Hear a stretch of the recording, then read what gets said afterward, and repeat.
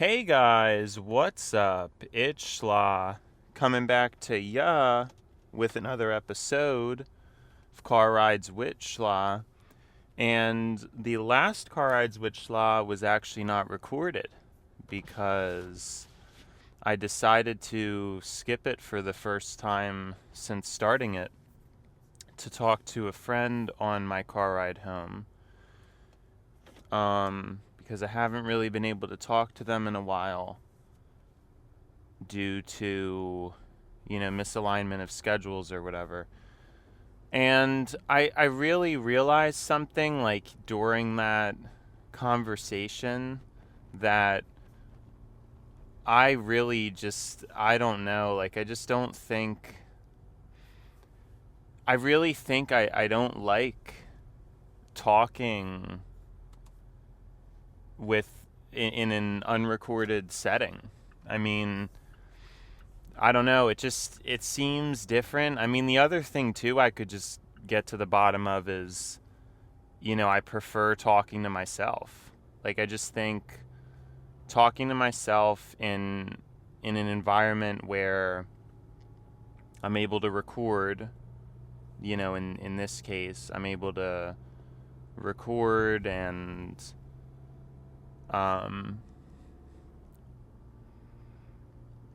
all that stuff. Like it just seems more conducive to me because I feel like in a conversation with another person,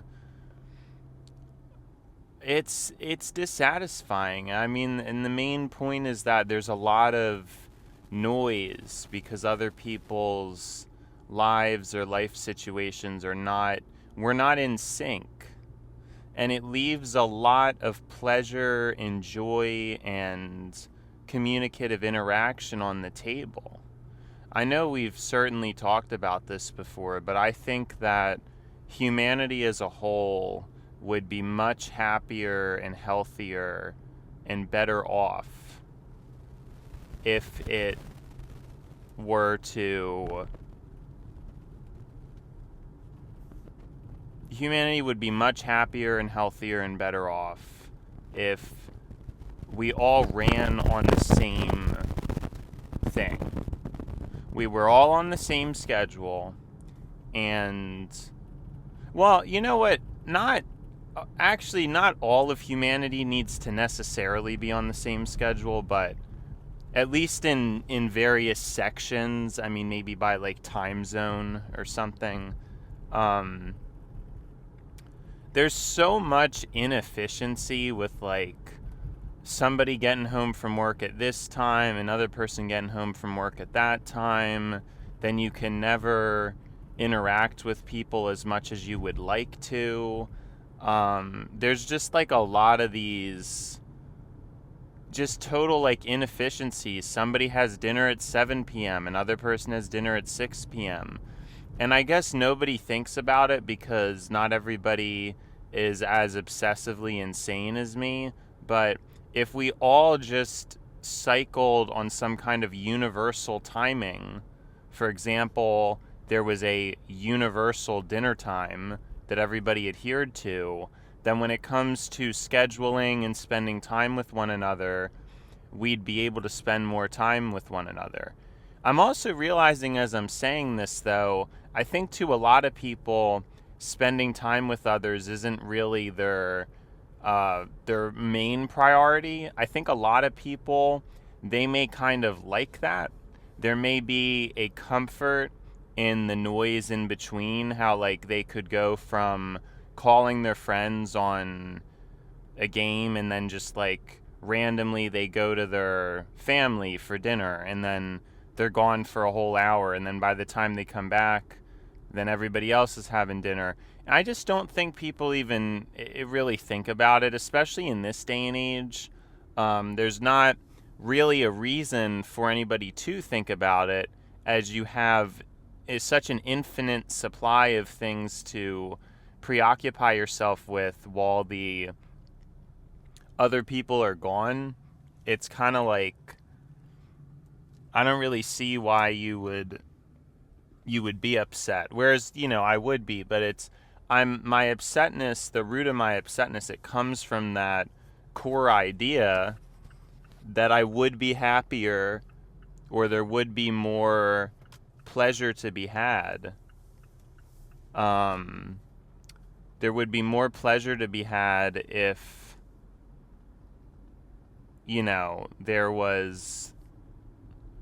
if we were more coordinated, and, then instead of that interruption, like you play games, hang out with your friends for an hour, and then you have to go eat dinner for an hour, but then the last hour everybody else is eating dinner. Now you've only talked to your friends for an hour. Whereas, if everything was synced up, you could have that whole 3-hour slot talking to your friends. But I don't think people, I don't even think people understand, like, or they don't, see, what's weird about me is I guess in some ways I'm more hedonistic than like anybody, because I will prioritize and correctly calculate the highest, ability. Does that make sense? Like, it's, I'll just correctly figure that out. And other people, they're hedonistic, but it's in a sloppy way, which in some ways is safer. Humans' sloppiness, I think in a lot of ways, saves them. It makes them not necessarily able to exploit themselves to this immense degree that they otherwise would. Now, when I talk about, hedonistic maximizing, of course that would be drugs, which I don't do that, but I guess just for the the point of my argument, I guess I'm just like mentioning in this sense it's a hedonistic maximizing of like, okay, let's get everybody planned so we can all come together in the most efficient way possible. We can spend as much. And, like, this is what's going through my head. None of that's going through other people's heads. Like, I realize that now. But it was hard for me to understand as a younger person because, I might not even be aware of what I'm doing. Right? So, like, I'm subconsciously thinking and acting in this way. And then I'm also subconsciously expecting that other people are at the same bandwidth, which I didn't understand myself and I didn't understand other people. So I think none of these things tend to be an issue because most people, the way they act or they treat others, it just follows a median, just follows some kind of a median middle ground kind of thing, and they never really have to understand themselves very deeply, or they never have to. And so everything's fairly automatic. But in an era where there's such discrepancies and such nichification of human behavior, now things are different. Now it's very different because now everybody's hyper individualistic, which is why you need therapy. You need people to basically guide you towards a center median so you can properly socially assimilate. Because if you have too many neuroatypical traits, it stunts your ability to function within a social framework. Whether these are negative neuroatypical traits or even positive neuroatypical traits, like I talk about a lot. You really want to strike an average or be above average, but not too above the median.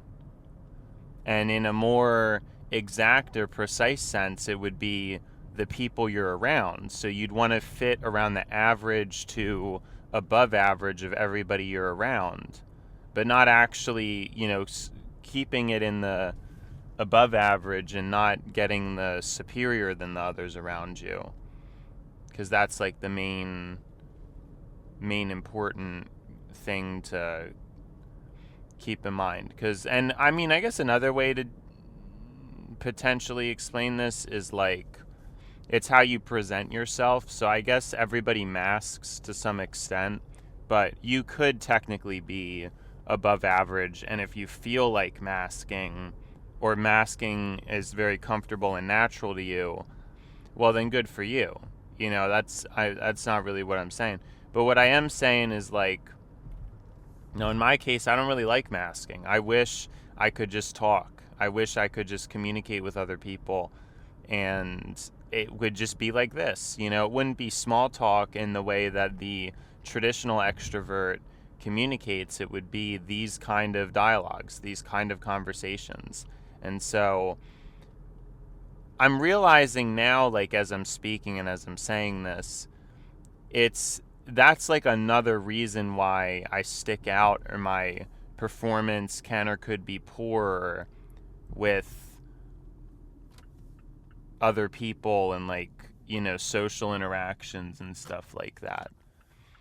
Because the median length of a conversation that I'm going to construct and come up with is going to be much longer than an average person. And it's not because I'm trying to, it's just because of the nature of my conversation, if that makes any sense. Like, even right now, other people surely do not have this long of a monologue just on, like, their car ride to work. They just don't. I'm sure they don't.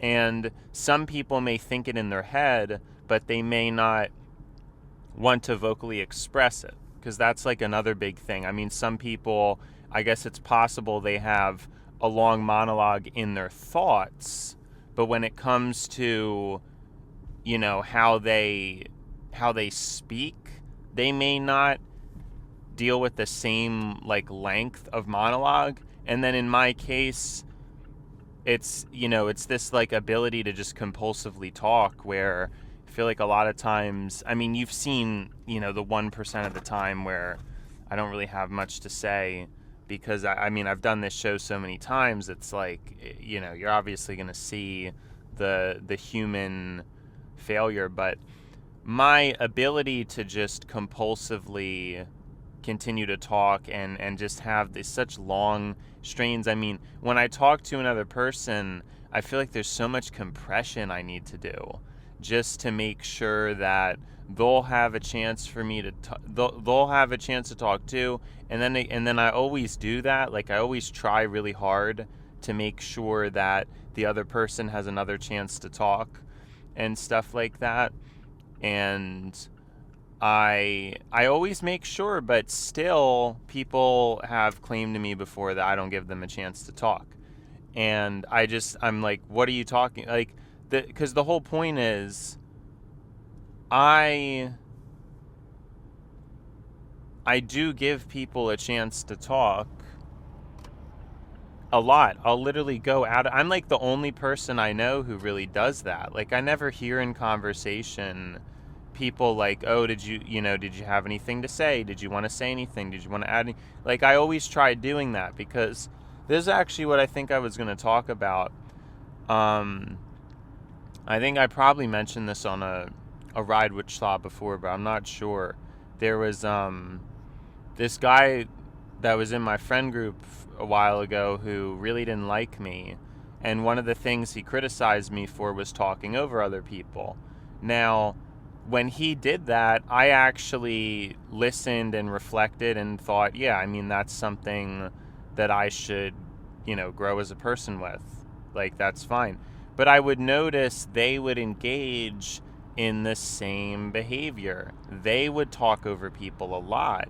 And then I felt like that was kind of hypocritical. But the other thing I always mentioned, and I would always say, is yes, like, of course, in principle, you don't want to talk over other people, but there's a certain amount of that is just, it just happens in social conversation. So you can't turn, like, a pet peeve into something that rigid that is, like, basically impossible to, like, you can't really mitigate it completely. But what I mentioned is in the case of Discord, like the reason why it happens is because all you have is the green ring around a person's name when they start talking.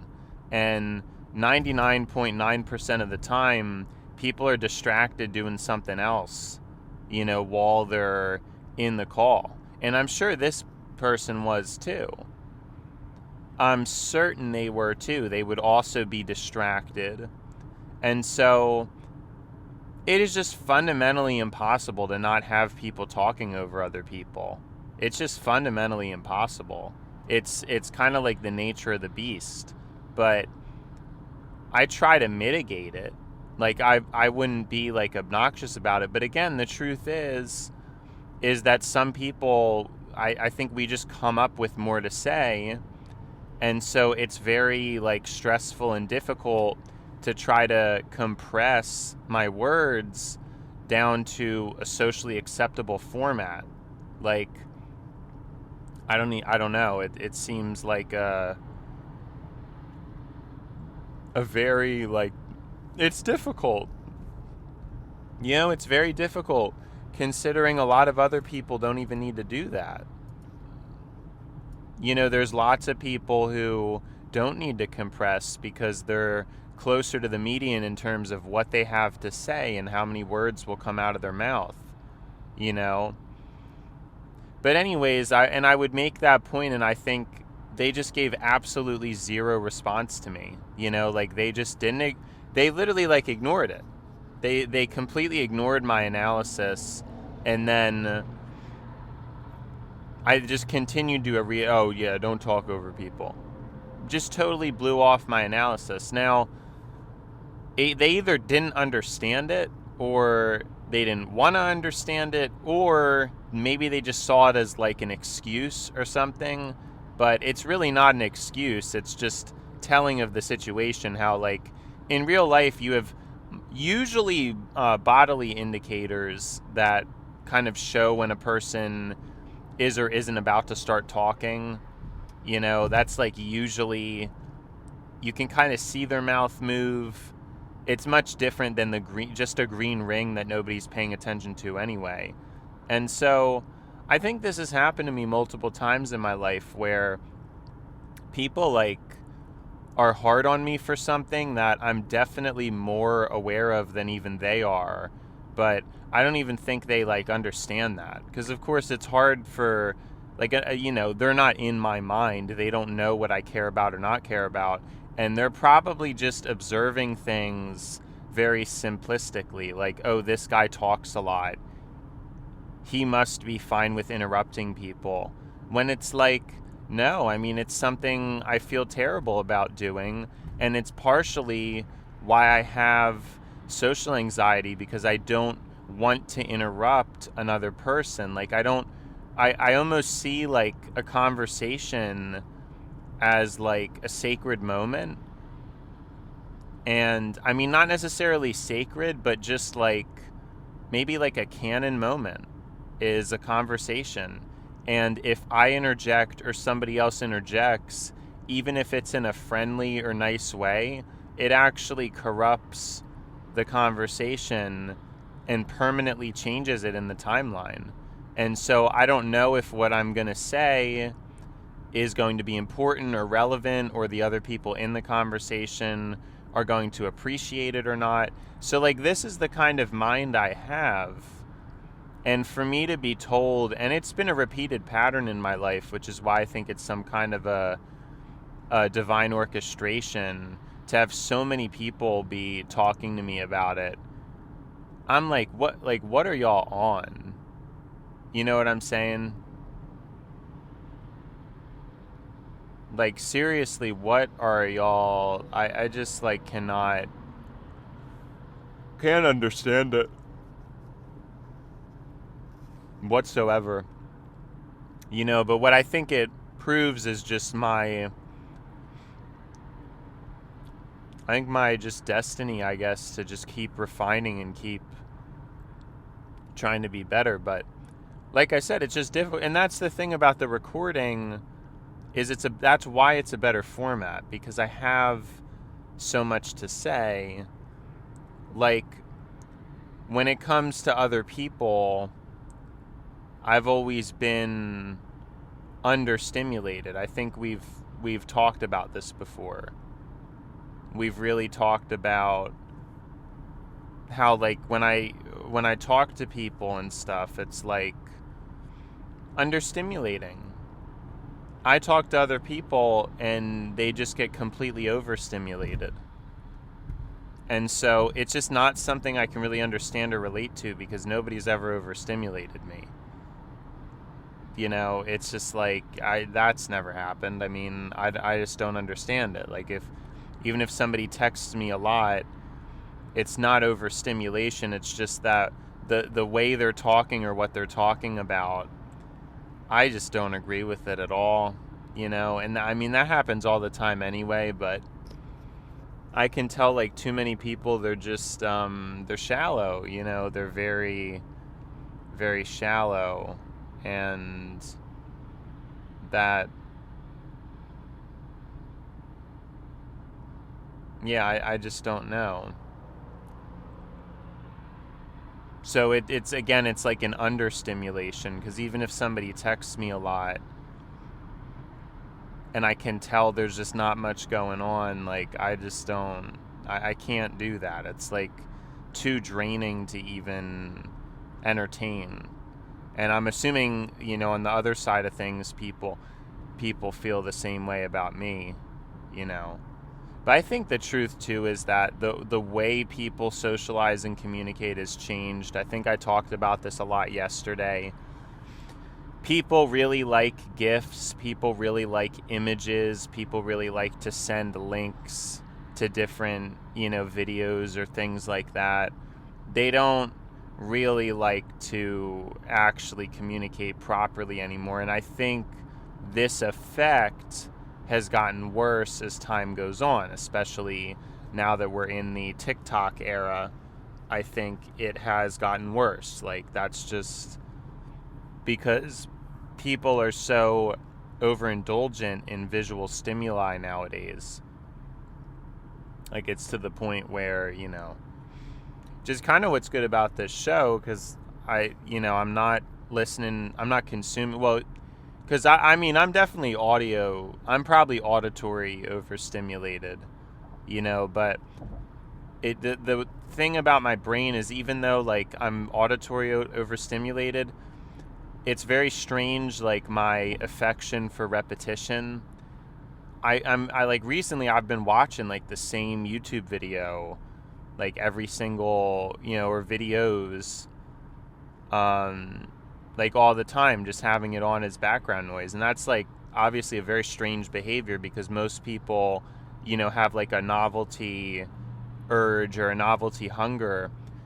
I still have a small novelty hunger, but it's pretty small, you know. Like, there's actually also a pretty great satisfaction that I think is a little higher with me just,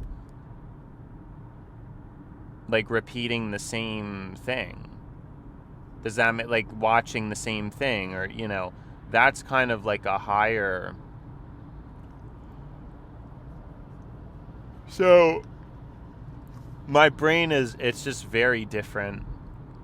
And it's why a lot of people, like, because I would rather just continue, like, for example, this is just an example, this isn't something that actually happens, but, you know, with friends, if I played video games, because I really don't anymore, but if I still played games, I would just want to play the same game every day for the rest of my life, like, with my friends, and it would just always be the same game, no need for updates.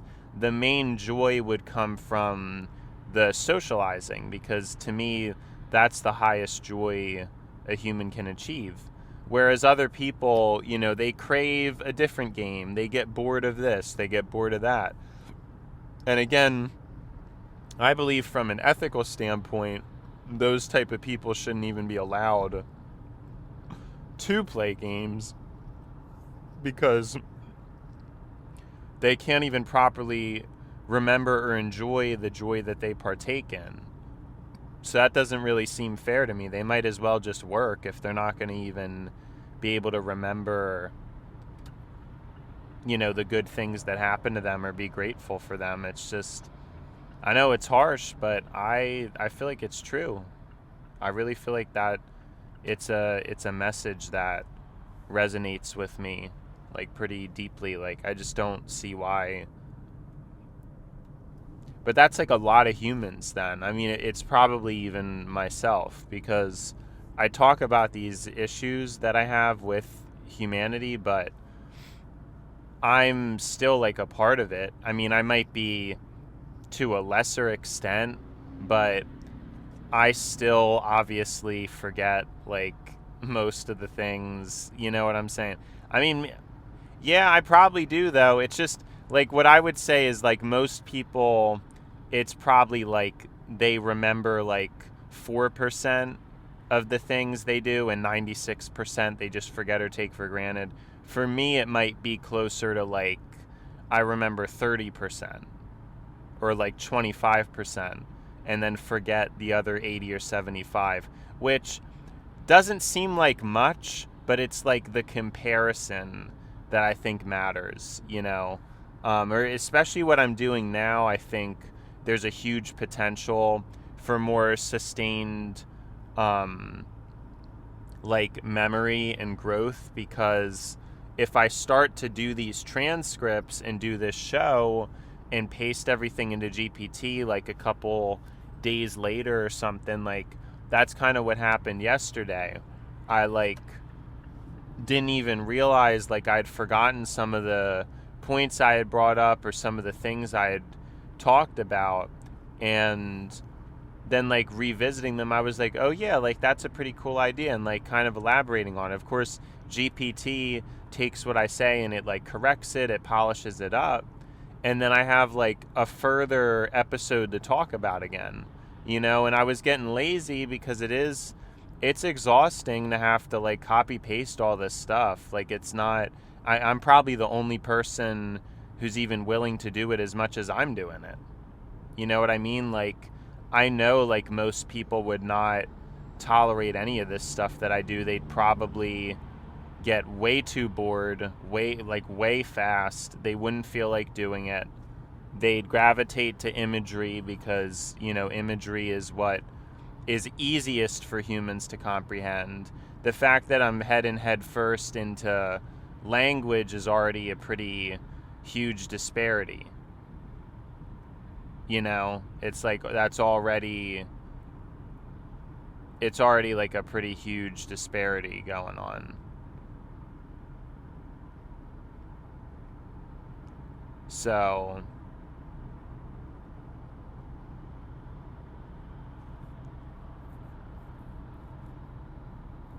yeah, I don't know. Especially in this day and age, like I wonder how I even survived this long, but it must be a lot of just mental wiring. I think also there's always been an aversion to, I talked about this before, like things that are gross or things that are disgusting. Even to a point it was like horror movies. I just didn't want to watch it because, I felt like, well, that's like evil, or like why would I want to be into that? I never really understood why people were into it. And over time, I guess I've become more neutral to that stuff. I mean, certain friends really want to watch this movie and you kind of just, you end up watching it. But to me, it was always like, well, why would I want to? But see, to other people, it's, oh, well, it's a different feeling. Being scared, it's a different feeling. Because everybody's chasing different feelings, different experiences, different novelty. And I'm really not. Like, I'd be fine with, well, I have like a genre of movie that I like, and why don't we just watch that? I mean, there's obviously going to be, sometimes I watch different movies, but why? You know what I mean? It's like just a totally different mindset, I guess. That's the truth of it. It's just a totally different mindset. I don't know what happened. My heat got way too hot. So I can't do that. This got way too hot. So we're just shutting it off for the rest of the car ride. I told you, heat feels like death to me. So, but yeah, it's all interesting, right? Like how, but again, like nobody else, I don't know. And this is why, like in this case, you know, it's actually easier for me to just talk with a microphone. It's much easier for me to just communicate in that way because I don't have to, you know, like, and it's not like I love people. I really do love people, but there's not like an equivalent person that has like the same degree of stimulation as me. Like, I just don't know. Like, that doesn't really exist. You know, I've never met them, and they don't, you know, people, they don't talk enough. They make too many jokes. They start posting stuff too much. They're too distracted. I mean, there's a lot of things that, and all these traits I just listed are very common to a human. And so other people don't notice them, or they don't see them, or they don't care about them. But to me, they're like some of the most important pillars of why I'm going to be bothering to talk to somebody. You know, it's comprehension, it's depth, memory, ability to be distracted or focused. And I guess these end up becoming high standards, especially in this day and age. In a lot of ways, I say this a lot, I feel like an AI. I feel like I'm basically just able to spurt out like large swaths of words and language, and in a way that I don't meet a lot of other people who are able to do so.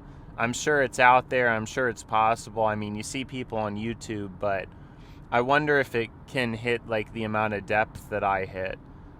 I just wonder, you know, I wonder about that, like having like an AI type of brain. But really the whole point of this episode was supposed to be that I do think like talking to myself and talking to AI, and it sounds crazy, but it really could be the future. I mean, I keep talking to people. I still do all the time, you know, even though I said like I wouldn't talk to new people.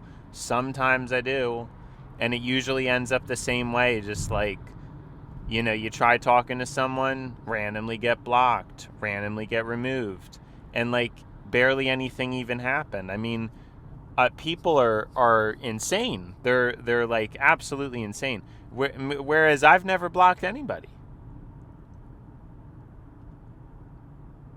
I've never blocked anybody. There has been a very clear mental change in people where everybody is overstimulated and annoyed, and now we don't have time for each other anymore.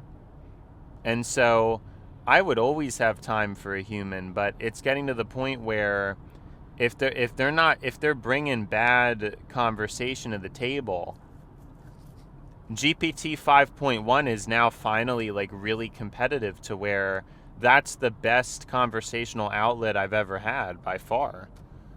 It's much closer aligned to like what I see a conversation as, and I'm a human, so it's easily possible. Like I don't want to become like some antisocial brat, but it's a possibility.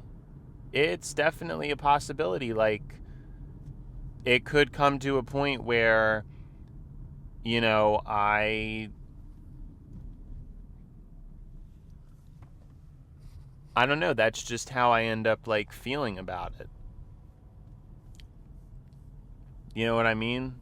Like, that could absolutely come to the point where it's like, you know, if I feel like I have to do all the scheduling, all the planning, I'm there for another person, they're not there for me, they're doing stuff haphazardly, they're not maximizing time. Like, GPT 5.1 for the moment falls into that category, you know, and especially when it comes to the level of stimulus, it's finally like high enough, because the previous GPTs fundamentally were not.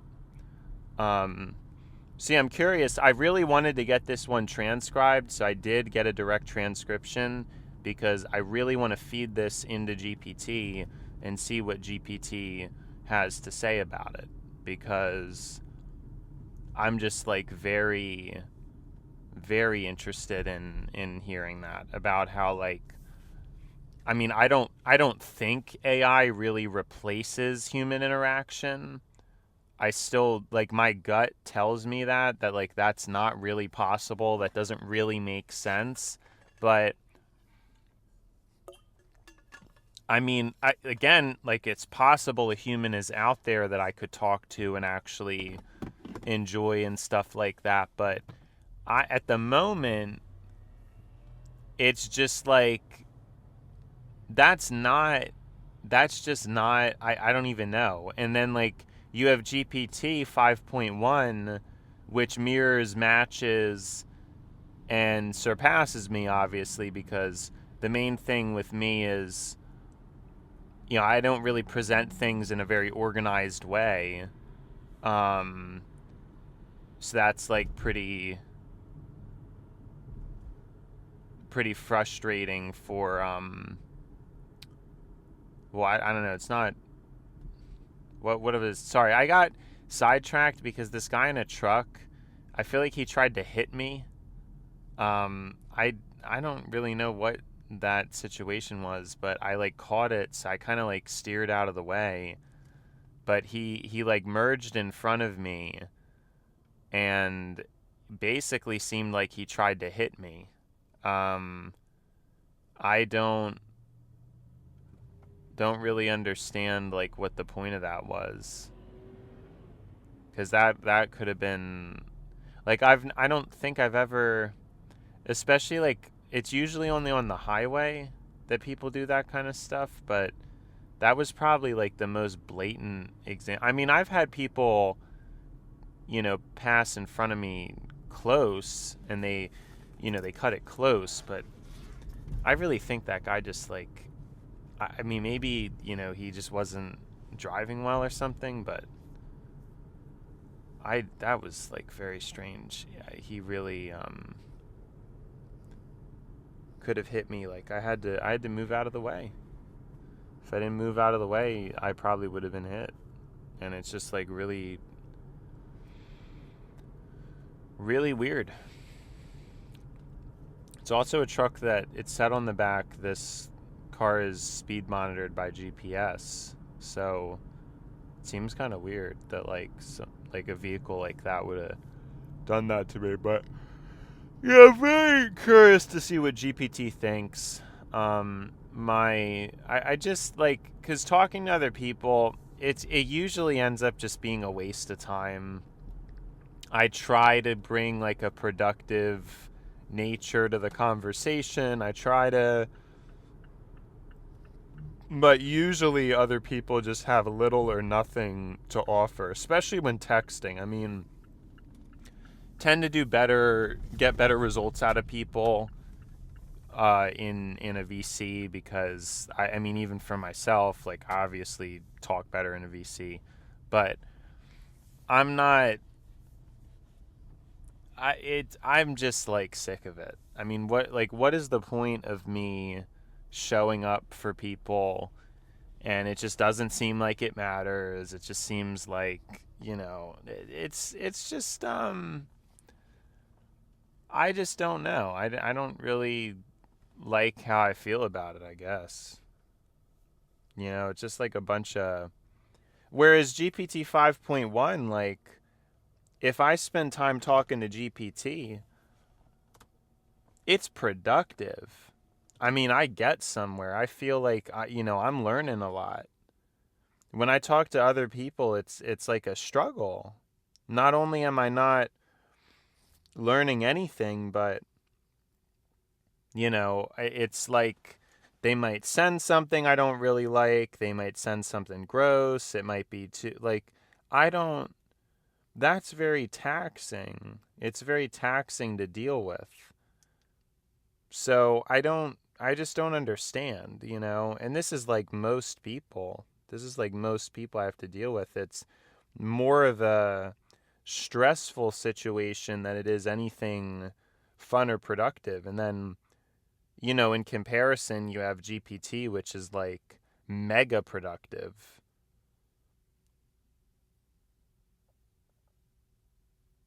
You know, like it's super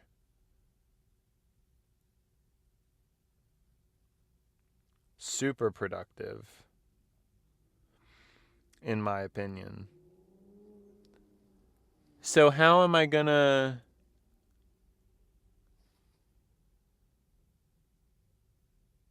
Yeah, I just don't know.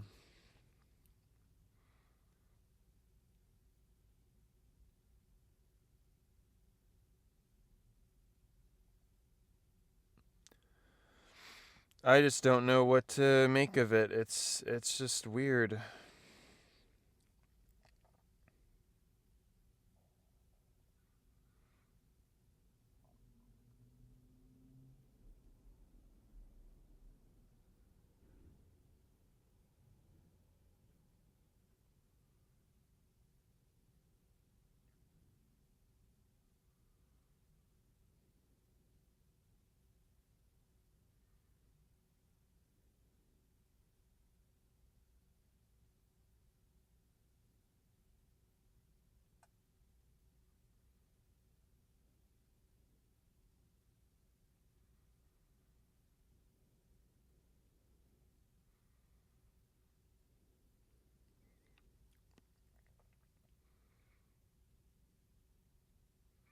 Sorry, I'm just... My apologies.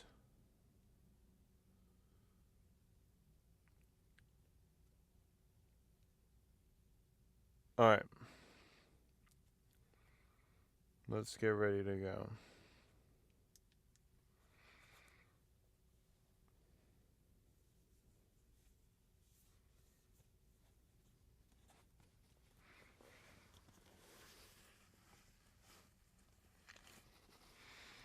Alright.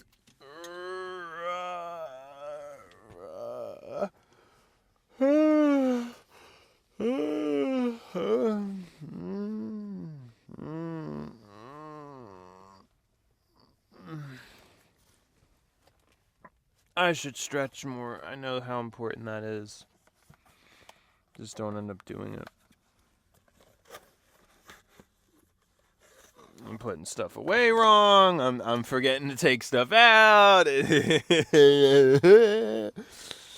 Just ruined the audio for the recording with that random loud outburst. And yeah, it is what it is.